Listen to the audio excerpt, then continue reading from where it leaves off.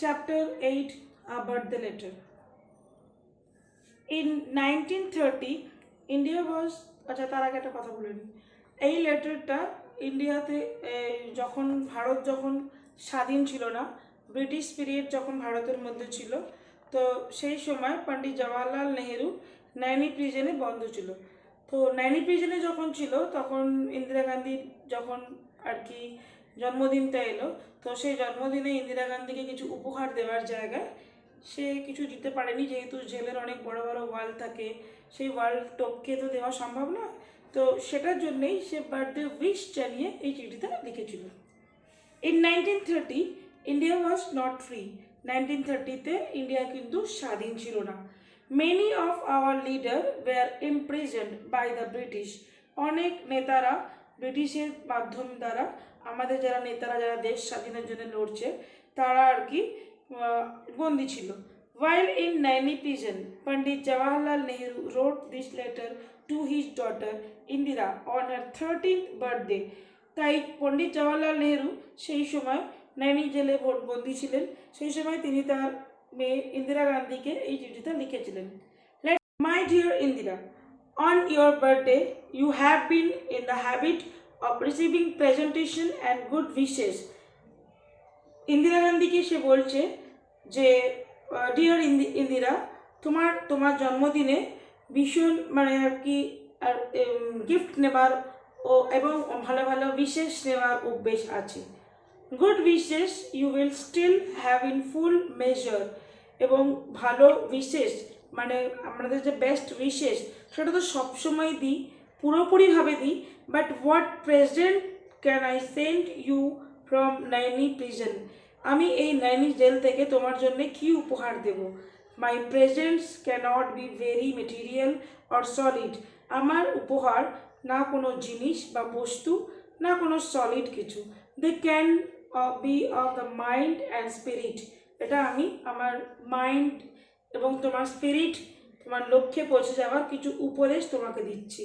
Things that even the high walls of prison cannot stop. যেটা কিনা এত বড় জেলের উঁচু দেওয়ালও কখনো বন্দি রাখতে পারে না।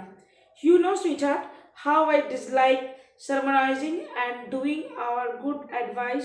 তুমি তো জানোই সুইটহার্ট যে আমি লেকচারশিপ পছন্দ করি না এবং গুড অ্যাডভাইসের জন্য আমি সবসময় রয়েছি। I have always thought that the best way to find out what is right and what is not right. আমি সবসময় সেই জন্যেই চিন্তা করেছি, সেই ওয়েটা যাওয়ার জন্য চিন্তা করেছি যে কোনটা ঠিক কোনটা ঠিক নয়। What should be done and what should not be done. কী করা উচিত এবং কী করা উচিত নয় বা কী করিনি।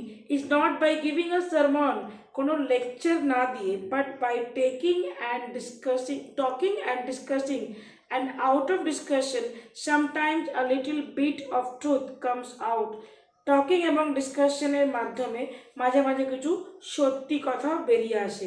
I have liked my world like other wandered and mysterious. আমার জীবনে অনেক এরকম অবাক করা কাণ্ড, রহস্যময় কাণ্ড আমি ফেস করেছি।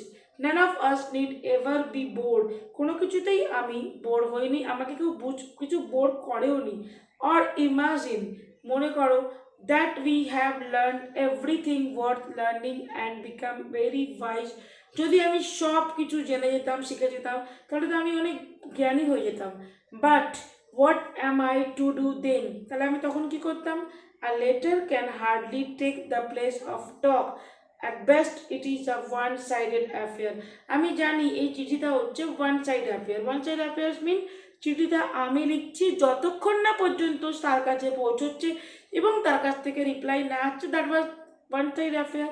যখন দুদিক থেকে এটা আসবে তখন সেটাকে বলা হয় both side affair. Imagine that I have made suggestion to you for you to the think over as if I really we are having a talk. যদি তুমি এই চিঠিটা পড়ে জাস্ট মনে করবে যে আমি তোমার সাথে সামনাসামনি দাঁড়িয়ে কথা বলছি। In history, we read of great period in the life of nation of great men and women. ইতিহাসে আমরা অনেক গ্রেট মেন, অনেক গ্রেট ওমেনের ব্যাপারে পড়েছি। Do you remember how fascinated you were when you first read the story of জিনেডিয়ার। তোমার মনে আছে যখন তুমি প্রথম জিনেডিয়ার্কের গল্প পড়েছিলে তখন আমাকে কি জিজ্ঞাসা করেছিলে, and how your ambition was to be something like her. তার মতন তোমার কীরকম অ্যাম্বিশন দাঁড়িয়েছিল। Ordinary men and women are not usually heroic. সাধারণ মানুষ কখনোই অসাধারণ বা নায়ক হতে পারে না। They think of their bread and butter. সাধারণ মানুষ সিপ তাদের পেটের রুটি ভাত এই সমস্তই খোঁজ নেবে। Of their children, of their house hold, তাদের বাচ্চা, তাদের ঘর বাড়ি, ওয়ারিজ অ্যান্ড দিস লাইফ, এইসব নিয়ে চিন্তা করবে। But a time comes when a whole people become interested in a great cause. একটা সময় আসবে যখন মানুষ পুরো পিপলকে নিয়ে বা মানে সমস্ত লোককে নিয়ে যখন চিন্তা করবে তখন তাকে মহান ভাবা হবে। দেন history helps even simple ordinary men and women to become heroes. ইতিহাস কিন্তু একটা সাধারণ মানুষকে নায়ক বা নায়িকা হতে সাহায্য করে। Great leaders have something in them. মহান লিডাররা এরকমই কিছু করে থাকে। Which inspire a whole people and makes them to great deeds. যেটা কিনা প্রত্যেকটা পিপলকে, প্রত্যেকটা জনগণকে ইন্সপায়ার করে থাকে, তারাও কিছু না কিছু চিন্তা করে থাকে দেশের জন্য বা জাতির জন্য করবে। In India great leaders full of love for all who suffers and eagers to help them. ইন্ডিয়াতে ফুল অফ লাভার মানে অনেকেই এরকমভাবে সাফারার আছে যারা কিনা starving, poor and oppressed, free and happy. তারা ভীষণ গরিব, তারা ফ্রি এবং হ্যাপি থাকতে চায়। বাপুজি ইজ ইন প্রিজন, বাপুজিও জেলেছে। But the magic of his message, কিন্তু তার মেসেজটা stolen the hearts of India's millions. ইন্ডিয়ার কোটি কোটি মানুষের কাছে তার মেসেজ পৌঁছতে যেতে বেশি দেরি লাগেনি। Men and women and even little children came out to their little cells. মানুষ একই সাথে মেয়ে মানে আর কি স্ত্রী লোকেরা সবাই তাদের নিজেদের সেল থেকে বেরিয়েছে to become India's soldiers of freedom. ইন্ডিয়ার স্বাধীনতার জন্য যুদ্ধ করার জন্যে, ইন্ডিয়ার জন্যে ভারতের সৈনিক হওয়ার জন্য। In India's today we are making history. আজকে আমরা ইতিহাস তৈরি করেছি। And you and I are fortunate to see this happening before our eyes. আমি এবং তুমি এ ব্যাপারে ভীষণ ভাগ্যবান যে আমরা এগুলো নিজের চোখে দেখেছি। And to take some part our self in this great drama. এবং এই নাটকের আমরাও কিছু না কিছু অংশগ্রহণ করেছি। What part shall we play in it. আমরা কীরকমভাবে তাতে অংশগ্রহণ করেছি। If we are to the India's soldier, যদি আমরা ভারতীয় সৈনিক হতাম, we have to respect India's honours, তাহলে আমরা ভারতীয় সমস্ত কিছুকে সম্মান করি। দ্যাট মানে করতাম এবং করি। স্যাক্রেড ট্রাস্ট, বিশ্বাস করি পবিত্রভাবে। It is no easy matter to decide what is right and what is not. এটা অত সহজ নয় যে কোনটা ঠিক এবং কোনটা ঠিক নয় বিচার করা। One little test I shall ask you to apply whenever you are in doubt. আমি একটা লিটল টেস্ট তোমাকে অনেকবার অ্যাপ্লাই করেছি যখনই তুমি কোনো না কোনো সন্দেহতে থাকো। Never do anything in secret or anything that you would wish to hide. কখনোই কোনো কিছু লুকিয়ে রাখার চেষ্টা করবে না এবং অন্যর থেকে নিজেকে লুকাবে না।